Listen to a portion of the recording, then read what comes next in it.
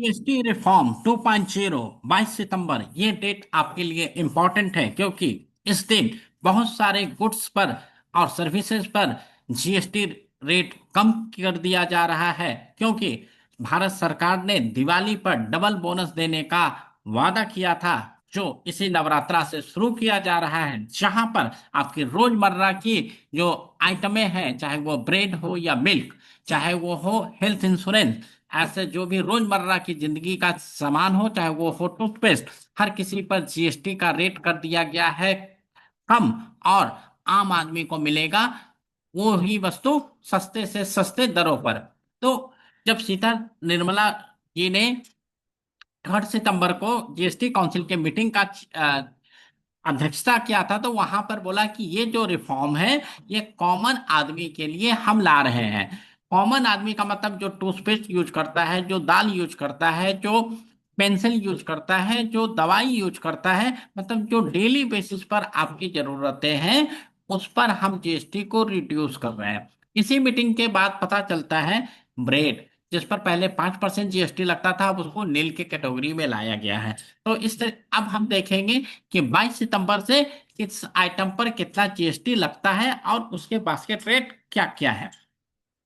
पहले जो 22 सितंबर से पहले जीएसटी था, उस पर 0%, 5%, 12%, 18 और 28% का जीएसटी का प्रावधान था। अब न्यू रेट में जीरो तो जीरो रहेगा ही, और 5, 18 और 40, तो 40 लग्जरी आइटम के लिए किया गया है। तो बेसिकली जो पहले 5, 12, 18 और 28 चार आइटम थे, उस पर अब सिर्फ दो बास्केट में ही कर दिया गया है।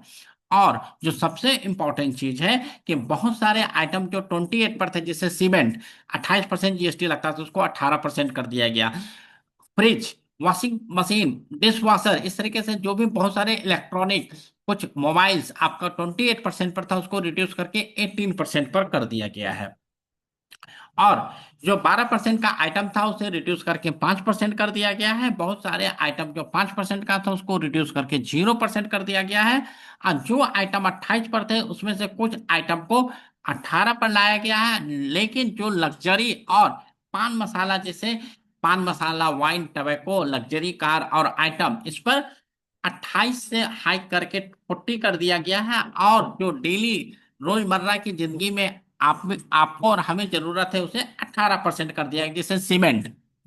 तो दोस्तों, ये एक बहुत ही बड़ा रिफॉर्म है, जहां पर हम आम जनता को कम से कम टैक्स देना पड़ेगा, और हमारी जो सामान है उसकी जो दर है, उसका जो रेट है, वो कम दिया लगेगा। तो दोस्तों, इससे रिलेटेड आपके पास जो भी सवाल है, आप हमसे जरूर पूछ सकते हैं। आपके सवालों का जवाब दिया जाएगा। तब तक दोस्तों, नमस्कार।